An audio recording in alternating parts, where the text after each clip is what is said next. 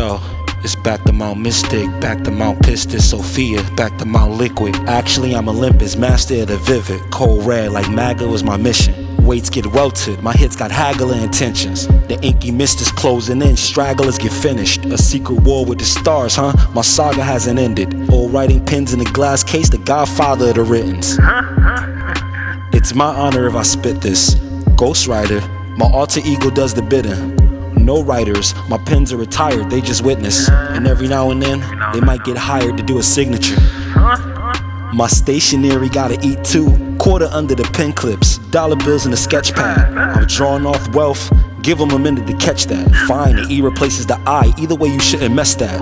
Intergalactic address, I dare you to address that. Oh Bethlehem, I'ma bring the house of bread back. I'm moving so different, both good and evil, respect that. Where I'm at, if it's a matter of good and evil, you better head back. The whole table will get tossed at your grill during the chess match. Show mercy, yeah, and get mercy, yeah. Show mercy, yeah, and get mercy, yes. Mercy. So we could do a little dark side nurture. Dark side nurture, what I mean? Well, whether something's good or bad, it's all fueled by energy. You could say life force, you could say spirit, mood, tone, attitude, temper, attention, focus. All of these things swing either way to if you want to do something good or if you want to do something bad. Whatever the case, there's this energy.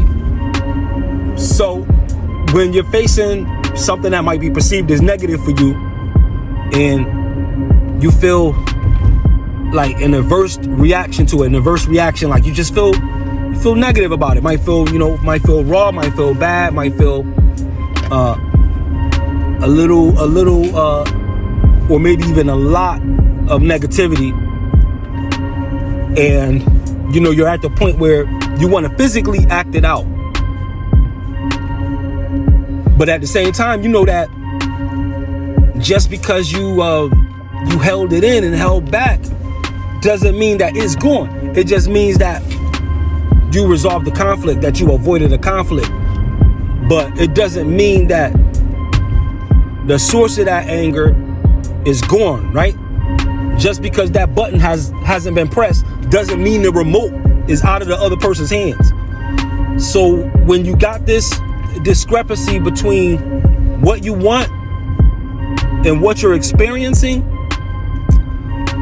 what you want to do is first get in touch, deeply in touch as you can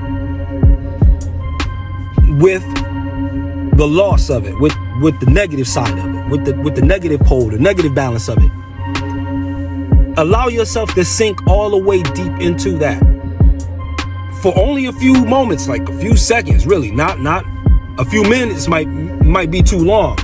You don't want to soak, right? You don't want to soak, and you don't want to compound things.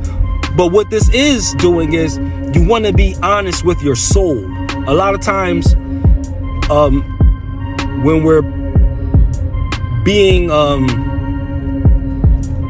I guess, charitable, and we're trying to live a sinless life, a lot of times when we're going against very physical and very natural and sometimes very visceral responses that are very autonomous and automatic to our nature, sometimes we feel that there's still a loss there that we almost have to psych ourselves into filling in the void of.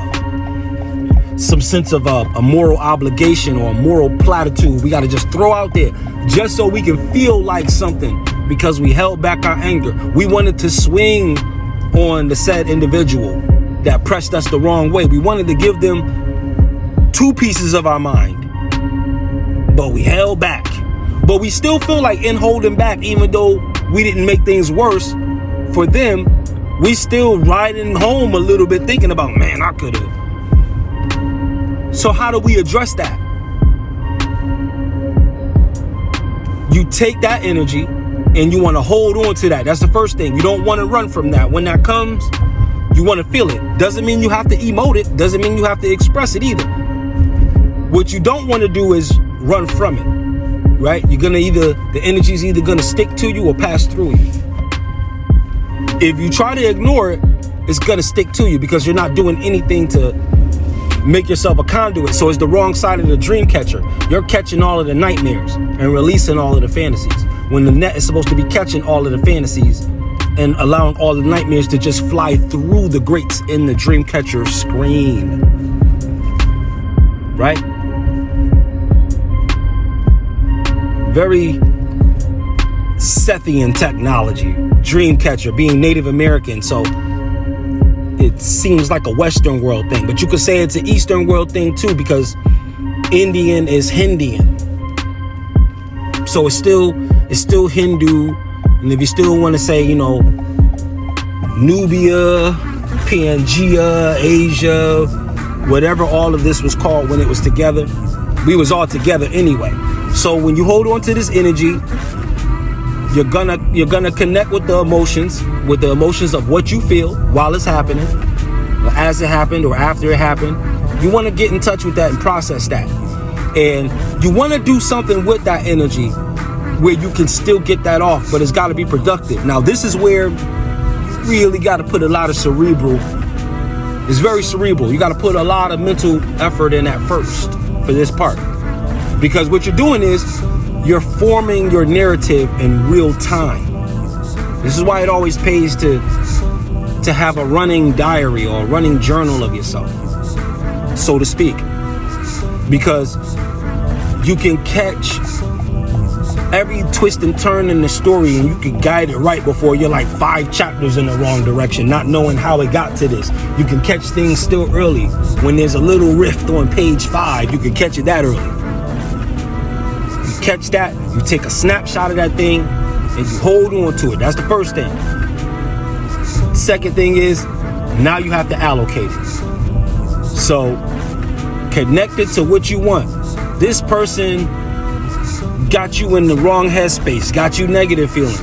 So what do you want to do? Ultimately, you want to be in a situation where you're never put in the wrong headspace again. You're looking for that. You're looking for that scenario where you're not, you're never in the wrong headspace. That's what you're looking for. You're looking for that perpetually being the case where if there's no more challenge regarding that area.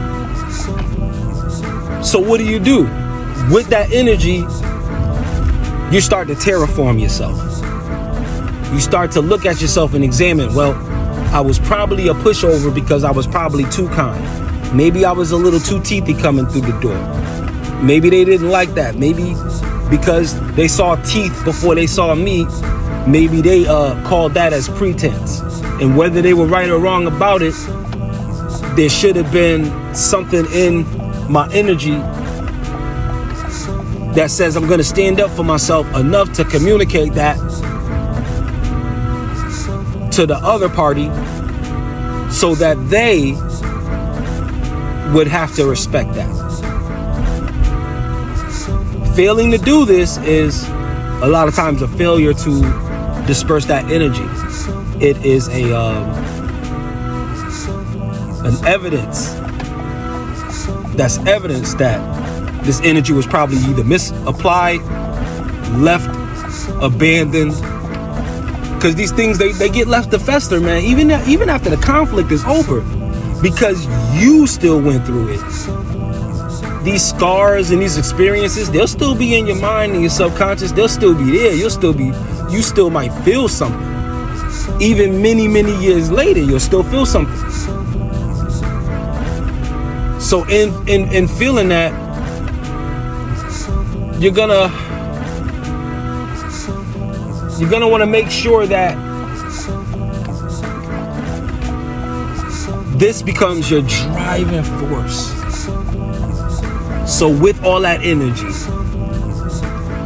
you now got like a third, fourth, fifth gear. Because now you're not just doing it in a humdrum way.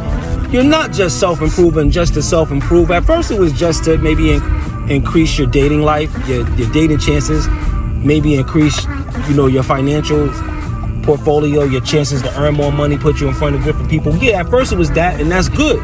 That's good. That's a rightful use for it. But then, in between that, you got placed in some situations where you needed to use those skills immediately to really self-preserve yourself and protect yourself in real time.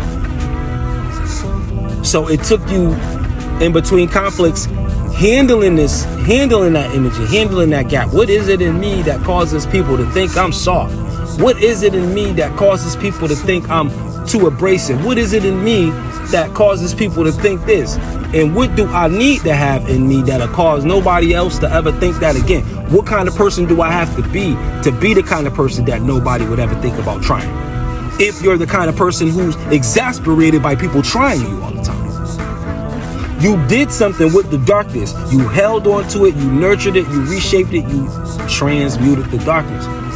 But if you do nothing, you're not going to get anything in terms of your individual progress. So if you do nothing and you just let it drop off, yeah, that handles part one of the conflict. It's like, okay, you didn't do anything to escalate the situation further. You avoided conflict. All right, there's something to say with that. There's something to say that's commendable about that. You avoided a fist fight. You avoided battery charges. You avoided aggravated assault charges. You avoided, all kinds of confrontation, all kinds of community service, all kinds of time in the county. You know what I mean? If it got any bigger than that, time in the big pen. You avoided a lot of things just by not escalating the conflict any further than it was. But it doesn't mean that the entire conflict is over. The part that you have to go home and sit with, that's the part that has to be resolved too, because sometimes the fist fight that you avoided in elementary school because you didn't address the hurt that you felt from that way back in elementary school, you didn't stick up for yourself, you grow up to be an assassin, unprompted, not used for armed forces, not Delta, no missions like that, just go berserk one day because you held on to something that wasn't resolved. And the moment you take in something that's not resolved, you just pulled the pin on a grenade. You gotta look at it like that. You just pulled the pin on a grenade. The moment you go through any kind of trauma, that's the pulling on a grenade. Like, yo, why you trying to blow me up? Well, instead of figuring out why they trying to blow you up, you need to figure out that you got a grenade on your lap and toss it and get out the way in about 5 seconds. You treat it like that. Acknowledge that the grenade is there. You have a lot of people that won't acknowledge that the grenade is there. I had a lot of instances in my life where I didn't want to acknowledge the fact that there was a grenade there with the pin pulled. I'm just sitting there on a stack of grenades with the pins pulled. Like, I'm fine. You know what I mean? I'm fine. I'm gonna blow up in the game. Yeah, I blew up in the game, all right. Got blown right out of the sky in pride and fell like lightning to the earth, right? Looking up, repenting like, man, whew, I'm glad you knocked me down from that height because I was too big for my britches up there. Thank you for humbling me. Thank you for breaking me and devastating me and tearing me to pieces. Now I can start over the right way, start with a new smooth foundation and just build this thing up the right way.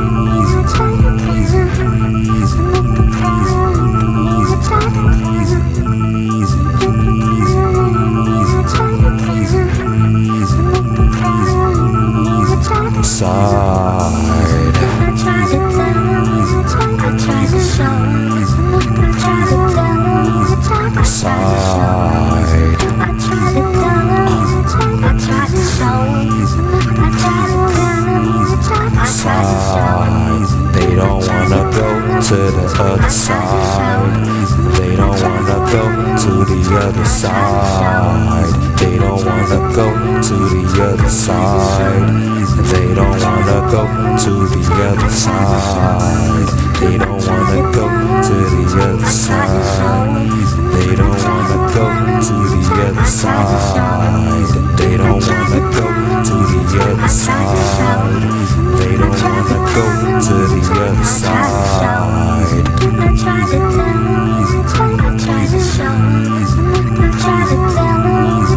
Side.